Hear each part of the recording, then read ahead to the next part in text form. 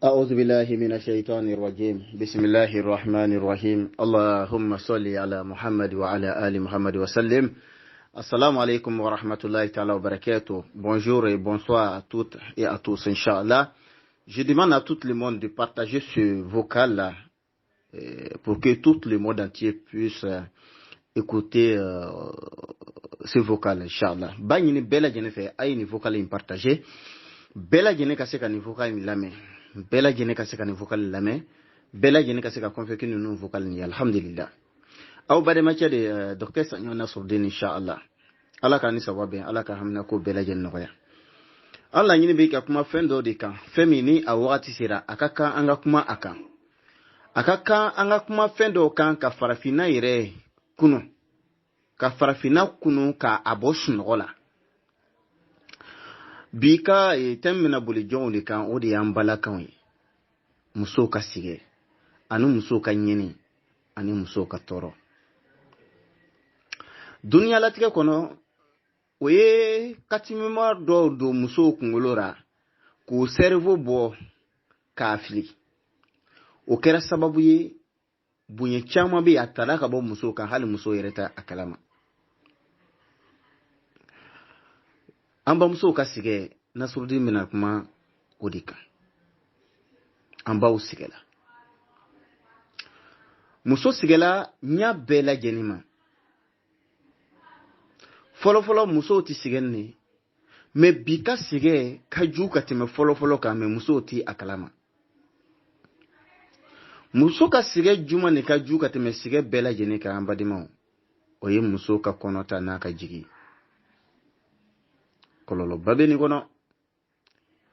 hali Allah taala ire ka taqafu hamalatuhu ummuhu wahna ala wahni kiba sigela iba yi konota asigela sige ani sige do kofe ambaw aw sigela mebi ambaw ka sige ka jugu bi ka teme kunuka. Les femmes d'aujourd'hui souffrent plus que les femmes d'hier. Le thème est de parler, comme on disait, sur les mamans. Actuellement où nous sommes, ils ont fait une lavade de cerveau à toutes des mamans du monde. Ils les a, comme on disait, insérés comme certains quatre mémoires, excusez-moi pour les thèmes, dans les têtes de notre maman, et enlever les cerveaux, jetés. À cause de ça, souvent les mamans pensent qu'ils sont à l'aise maintenant, alors qu'actuellement ils sont dans des prisons, qu'ils ne peuvent jamais s'en sortir. Ameyoro menabi, machine be yorobe, muso jiginya be, muso opérenya be, fait intellectuellement, fait bela gene be. Menanya la koroshi, banan nu kachasi san hali katime folo ka.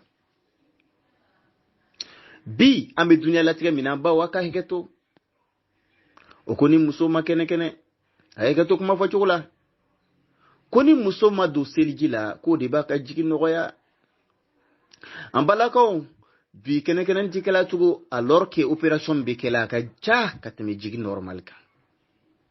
monde be amba o farafina bamso ani faragwela bamso anye kunu ka boss nogola. C'est que dans notre génération les femmes on dit qu'il faut pas qu'on va l'exiger les femmes encore. Oui, nous sommes d'accord. On dit aussi qu'ici, on l'excuse des femmes, ça peut, comme on dit, avoir des difficultés au niveau des accouchements. Jusqu'à maintenant, il y a toujours des difficultés au niveau des accouchements. Les femmes d'hier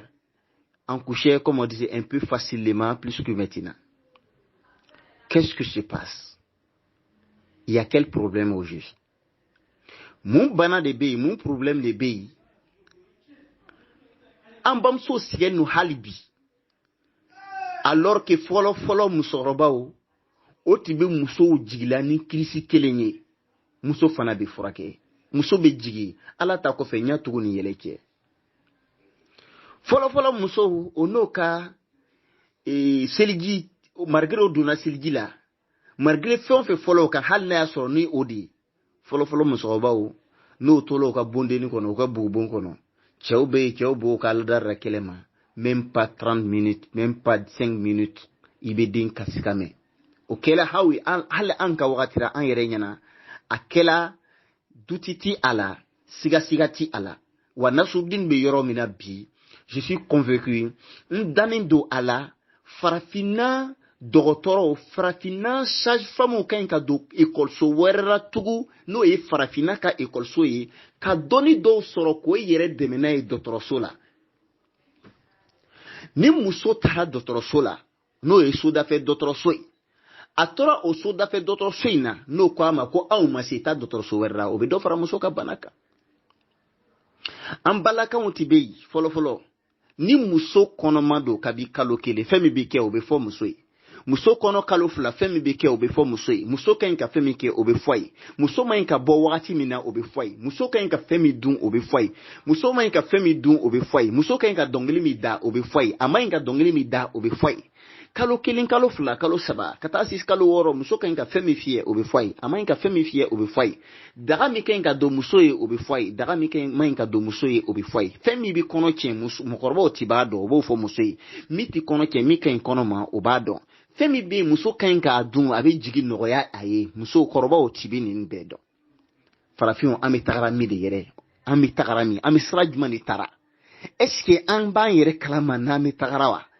ne ka faamuya cara mɔgɔ bɛ dɔnni dɔ de sɔrɔ ka fara i ka dɔnta kan mɔgɔ ti dɔnni sɔrɔ k'i ka dɔnta fili dɔnta min ye sababa ye kɔnɔ ka taa se kalo 8 ka taa kɔnɔ kalo 5 kalo 7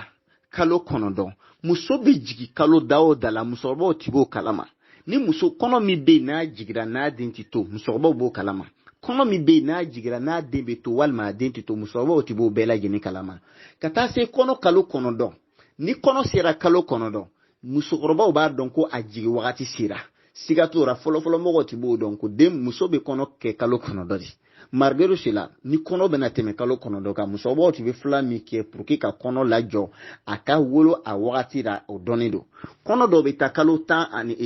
ani 2 n'o de ye san kelen ye musokɔrɔbaw ti bɛ fɛn min kɛ pour que kɔnɔ ka siri ka bɔ kɔnɔ kan o yɔrɔ bunda ka du dɔɔni an tɛna don o domaine na sa o dɔnni ti bɛ an fɛ farafinna yan wa hali bi a dɔnni bɛ musokɔrɔba dɔw la mais ce n'est pas trop tard an bɛ se ka sɔgɔ kɔ ka se ka ninnu stratégie ninnu dɔnni ninnu subagayaw tɛ koyi Nasruddin b'a fɔ ye ninnu ti subagayaw ye ninnu ye dɔnniw de ye dɔnni min n'Alahu Taala y'a di farafinw ma o bɛɛ de kɔfɛ kalo 9 ni muso kɔnɔ wulila kalo 9 mɔgɔkɔrɔbaw b'a dɔn o bɛ mun de kɛ muso ka jigin o bɛ kɔnɔbara dama filɛ n'o ye kɔnɔbara filɛ ka kɔnɔbara ye cogo filɛ o b'a dɔn kɔnɔ ye ni jigita don nɔgɔma ni jigita tɛ nɔgɔma ni jigitɔ don nɔgɔma o b'o wagati dɔn n'o wagati sera n'a ma jigin musokɔrɔba bɛ mun de kɛ o bɛ lamu de ta wa non o bɛ muru de ta wa musokɔrɔbaw ti muru ta o ti muso fara o ti foyi kɛ o bɛ fɛn dɔ de di muso ma a k'a min walima ka kirisinin dɔ kalan ji la k'a di muso ma a k'a min walima ka fɛn dɔ don ji wɔlɔkɔni na ka yɛgɛyɛgɛ ka di muso ma a k'a min ni muso y'a min muso bɛ jigin i n'a fɔ a tigi bɛ suko de la n bɛ to yan ka ko dɔ fɔ farafinw ye n'aw bɛ lara a ka lara n'aw ma lara a k'a to yen farafinna ni muso sala ni kɔnɔ ye ni den sara a kɔnɔ walima den ma sa a kɔnɔ dɔnni bɛ farafinna ka subhanallah ala ye farafinna ladiya farafin bɛ sunɔgɔra subhanallah dɔnni bɛ farafinw fɛ subagaya tɛ foyi tɛ ala yɛrɛ de o di adamadenw ma de dɔnni bɛ farafin fɛ ka muso su a bɛ woro subhanallah ni o fɔra maintenant ele mɔgɔ min e ye doctorat sɔrɔ i ka tagabolo dɔ le kɛ i bɛna fɔ non a ma se o ma dɛ ka muso su don ni kɔnɔ ye a bɛ kɛ dɛ a bɛ kɛ a fɔra ye ko tuma bɛɛ de muso bɛ sa ko a den bɛ sa a kɔnɔ wa la muso bɛ se ka sa alors que den bɛ muso kɔnɔ fɔlɔfɔlɔ mɔgɔw ti taa opérer fɔlɔfɔlɔ wataraw de ti bɛ nin opération ninnu kɛ mais à ce moment ni den sala muso kɔnɔ o b'a opération kɛ ka bɛɛ su don dana mais fɔlɔ mɔgɔkɔrɔbaw ti bɛ wagati dɔ ni den kɔni bɛ ɲɛnɛma na o bɛ muso a bɛ wolo n'Alahu Taala ka jɛn ni dɔnni bɛɛ ti bɛ farafinna yan'an ka taa n'o ye bele an k'an jɔban muso ka woro nɔgɔma ka jigin nɔgɔma lafiya kɔnɔ sans opération walima n'a ma kɛ ni kɔlɔlɔ gbɛlɛn ye yala o bɛ kɛ o tɛ kɛ naam o bɛ kɛ hali n'a y'a sɔrɔ ni barakun ye den meleke muso kɔnɔ yirilili mugu kelen dɔrɔn bila ji la muso k'a min a b'a fɔ de a bɛ bɔ sara nɔgɔya den ala de ye muso dan ka den dan k'an bɛɛ lajɛlen dan den bɛ wagati min kɛ muso kɔnɔ o bɛ programme bɛ ala taala de bolo ala de b'a dɔn den bɛ fɔɲɔ ta wagati min mais ni bana dɔ kɛra sababu ye ka na ni kɔlɔlɔ dɔ ye o bana in bɛ se ka furakɛ n'an ka borolafɛn dɔw ye duniya in kɔnɔ yan ala taala fana bɛ sɔn a ma badi ala taala ye o dɔnni fana bila dugumakolo in kɔ kan. An badenbaw farafin musokɔrɔbaw tɛ bɛ sigi ka muso ye tan dɔrɔn k'a dɔn nin ye denkɛ walima denmuso de b'a kɔnɔ n'i ko i b'o tafsiri d'an ma sisan karamɔgɔcɛ k'a yira an na a bɛ kɛ to kuma fɔ cogo la k'a yira an na ko ala de b'a dɔn ni denkɛ de bɛ muso kɔnɔ walima denmuso de bɛ kuranna muso kɔnɔ karamɔgɔcɛ ala de b'a dɔn den min bɛ muso kɔnɔ ne kɔni b'o dɔn ala kɔni de bɛ den ni siya dɔn a bɛna kɛ sulama de o a bɛna kɛ kafiri o kunnandijɔn o garijɛgɛtigi o ye ala taara ka dɔn ala de b'o dɔn mais k'a dɔn ni muso tagamatɔ ka na e ma ou bien muso yeli tuma dɔ fɔlɔ an fɛ musokɔrɔbaw b'a dɔn si vraiment ni muso in ni denkɛ de b'a a kɔnɔ ni denmuso de b'a kɔnɔ caman bɛ a lɔn ala fana b'a ni sababa bɛɛ o dɔnni bɛ farafinna ka muso jigin nɔgɔma na o dɔnni bɛ farafinna donc farafinw an k'an cɛsiri vraiment on a toutes ces capacités là en Afrique. On a toutes ces, comme on disait, il y a certaines choses, on pense que c'est des sorcelleries. Non, c'est des connaissances. On nous a filtré certaines choses. Souvent, mais moi, je me dis, la sorcellerie n'existe pas en tant que telle. Chaque chose qui est, comme on dit, qui fait des miracles seulement, on dit que non, c'est des sorcelleries. Chez nous, en Afrique, si une femme est en grossesse de 1 mois ou 2 mois ou 3 mois, les femmes, les grands-mamans d'Afrique, ils disent quoi? Ils disent que, une femme qui est en grossesse ne doit pas faire ça, ne doit pas manger ça, ne doit pas sortir à telle heure, ne doit pas, comme on dit, chanter ce genre de chansons-là, parce que l'enfant attend, après 3 mois, et puis, en allant à 4 mois, tout ce que vous disiez là, le bébé attend. Donc, il faut être prudent et comporte-toi bien, ainsi de suite. Les mamans d'Afrique disaient ça ici en Afrique. On avait des bons comportements avant que les Occidentaux viennent avec les choses ici chez nous. Ça, c'est un. Deuxièmement, si la dame arrive à 6 mois et 7 mois, ainsi de suite, les mamans savaient ce qui peut gâter la grossesse, 1, et ce qui ne peut pas gâter la grossesse, 2. Quel médicament la dame doit commencer à pratiquer pour que, le grossesse, l'accouchement doit être facile. Depuis ce 7e mois, les mamans commencent à montrer ces pratiques-là à les femmes qui ont des grossesses. On avait toutes ces capacités-là. Après cela,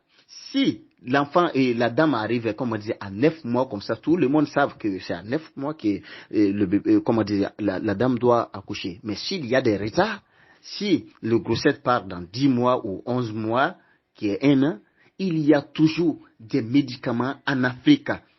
de faciliter tout cela. Même si n'importe quel problème. On avait tous ces connaissances, mais on est en train de perdre ces connaissances-là petit à petit. Parce qu'on a toutes ces connaissances-là, on pense que c'est des sorcelleries dont on a ignoré certaines connaissances. Alors que non, c'est des trésors pas possibles. Mais maintenant, avant qu'on va arriver vers 12 mois, on parle du 9 mois. Si la dame arrive à 9 mois,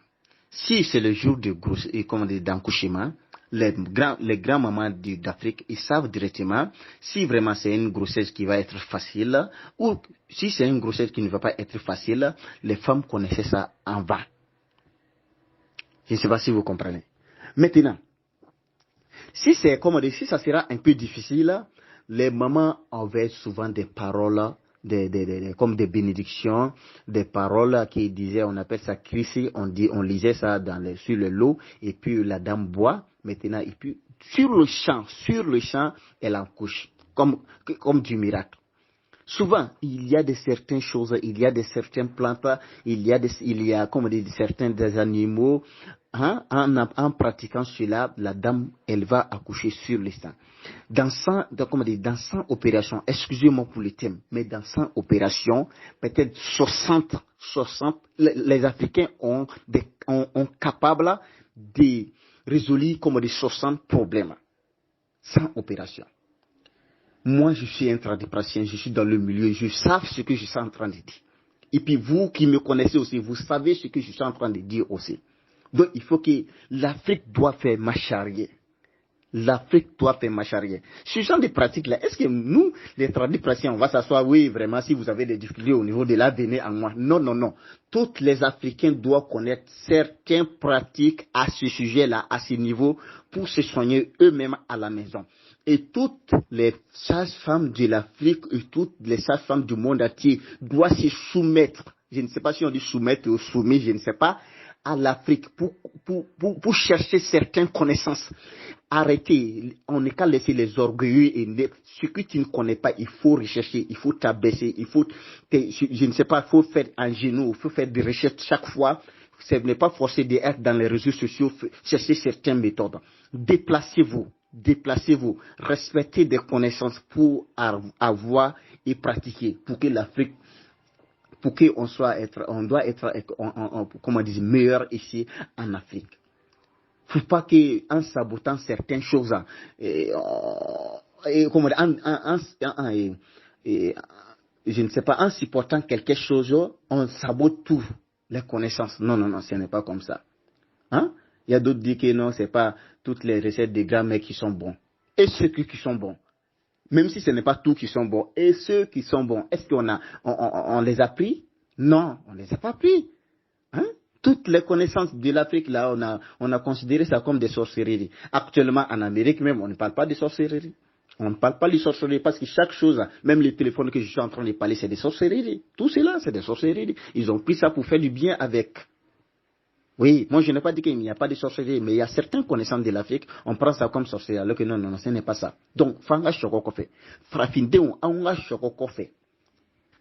Bi kabo bira, au moro de na ube secret de plantes la, nyanyi na ofe, aido musoroba kan kongola. Aido musoroba kan kongola ni kaye, ay kaye mene au bolo, aya yere majigi. D'autres muso, imi be Abidjan be lamina, imi be Burkina be lamina, imi be Mali be lamina, imi be France be lamina, imi fe iku ka kodon kaba, mba fara foye farafina fin kodon dobe. Inshallah, na la insi se sinema kan farfondia. Bina na kuma feon kan fabe na ukabakuya.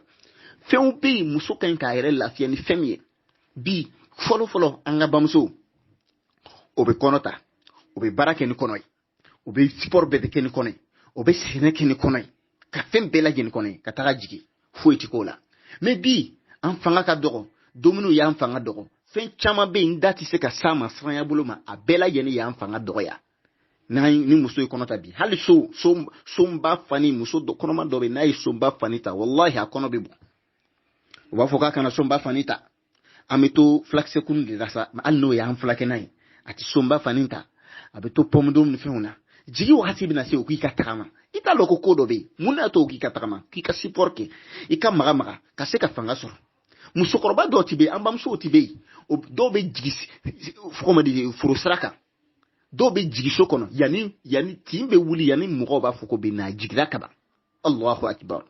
ni c'est vrai an tɛ bɛ dumuni ɲɛnama dun o tɛ tiɲɛ an bɛɛ tiɲɛna bi o ye tiɲɛ hali n'an bɛɛ tiɲɛna bi an bɛɛ sɔnna a ma k'an ka dumuniw tiɲɛna bi an ka dɔnni minnu bɛ yen n'o bɛ kɛ k'an dɛmɛ n'olu dɔnni kɛla bolo kɔfɛ fɛn ye dɔ hein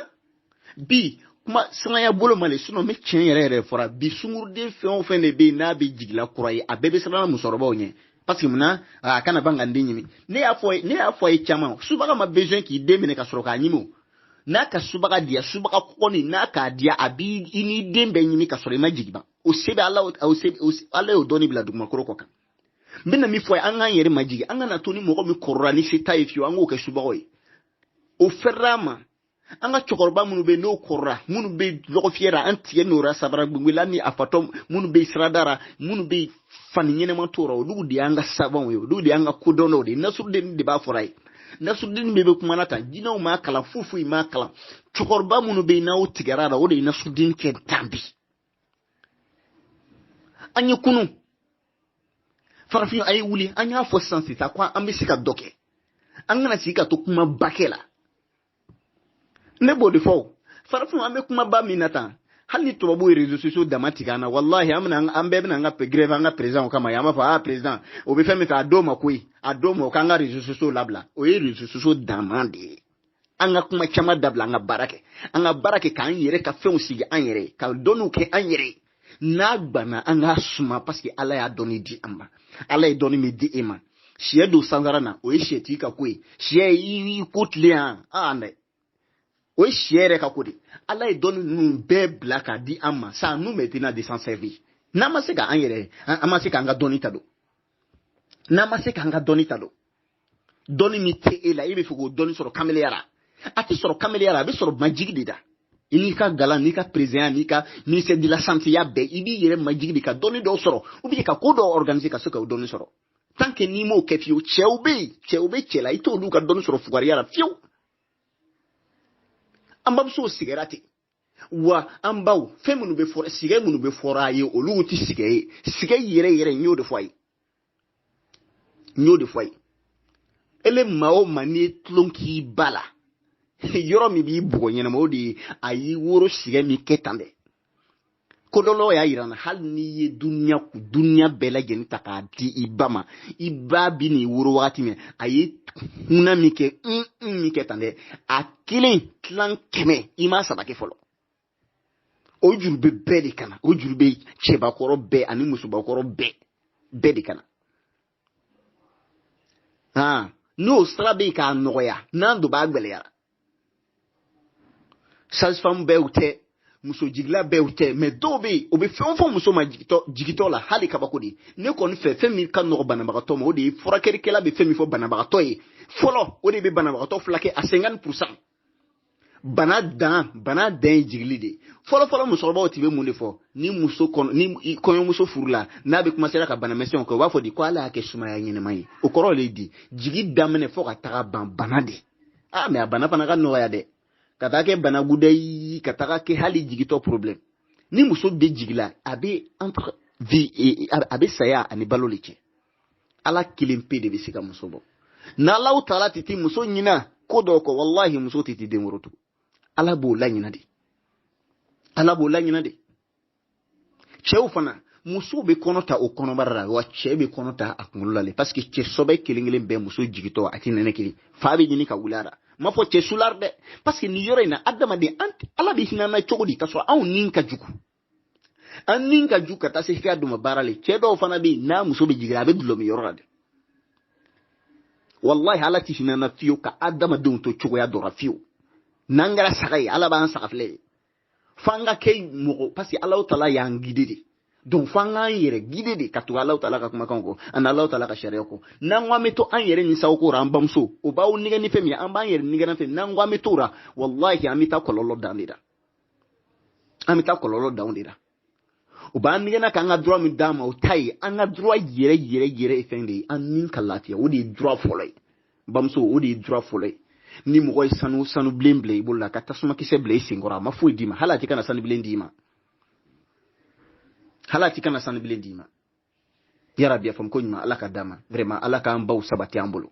denko bɛ muso de la y'an tigɛ a la ele ala min i ye den di nabila ibrahima ma a jigi tigɛ nin kɔ a dɛsɛnin kɔ ele min den di nabila ibrahima y'an tigɛ a la ka den di wolomuso kelen-kelenna bɛɛ lajɛlen ma ala m'o kɛra y'an tigɛ a la ele min ye an ba mariyama sɔn denna n'a ma kɛ ni cɛ ye k'ala ni ɲɔgɔn n'a muso vierge n'a bɛ fɔ wala muso min ma cɛ dɔn ele ala o taala min ye den di o ma ka den di wolomuso kelen-kelenna bɛɛ lajɛlen ma yarabi ala m'o kɛra y'an tigɛ la ele min ye kuru wolo ɲɔgɔmɛ na o ɲɔgɔmɛ fana sɔrɔ ka den wolo y'an tigɛ la hali ni ele ala o taala ko mɔgɔ gbɛnɛnkara ka den wolo a bɛ wolo kun faya kun ni ele ala o taala ka jɛ y'an tigɛ la maa ɲini ele ala o taala fɛ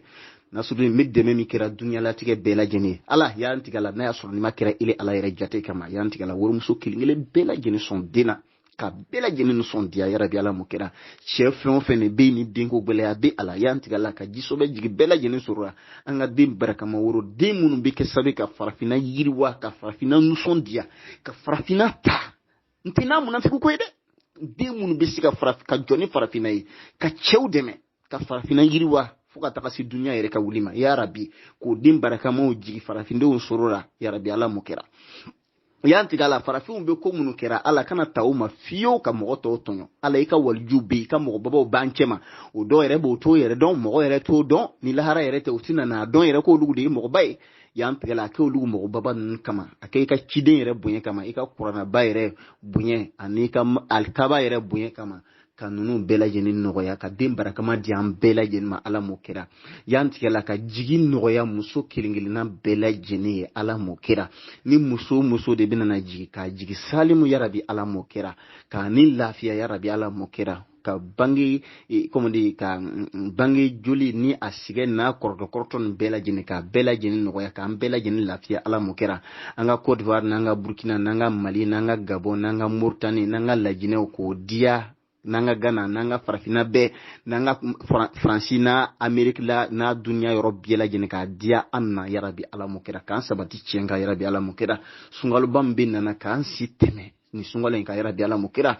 an bamusow bɛ sigi u bɛ tɔrɔkɔ u bɛ tɔɔrɔ yarabi ka fanga di bɛɛ lajɛlen ma an ka se ka sun don ni fanga ani lafiya ye yarabi ala m'o kɛra vraiment baw bɛɛ lajɛlen fo kuma ka bakurunya kelen ni message ni siranya bolo ma ni sɔgɔ kan siranya bolo ma mɛ jɔ ten ko bɛ n kɔnɔ n bɛ siran k'a fɔ inshallah don dɔw la n bɛna fɔ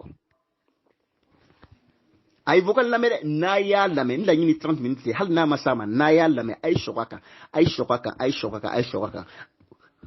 fɛngɛ dɔw bɛ yen kumakan dɔw bɛ yen aw bɛna n'a décoder aw yɛrɛ ma aw bɛna n ka laɲini faamu tuma dɔ a ye to ka mɔgɔ bɛ Nasrudini lamɛn n ka kumakan dɔ bɛ yen n ye kuma in fɔ mais m'a fɔ ni fɔɲɔ ye fɔɲɔ min i bɛ fɛ n k'a fɔ cogoya min wa ka sɔrɔ n y'a fɔ n ka kumakan kɔnɔ mɔgɔ min bɛ audio lamɛn ka se siɲɛ 3 siɲɛ 4 olu bɛ kumakan in faamu mais n'i m'a lamɛn ɲɛnɛma olu kumakan in bɛ pan i tulo kan yarabi a faamu ko ɲuman ala ka d'a ma a badamacɛ de tɛ n'o de ye docteur Saɲɔ Nasrudini inchallah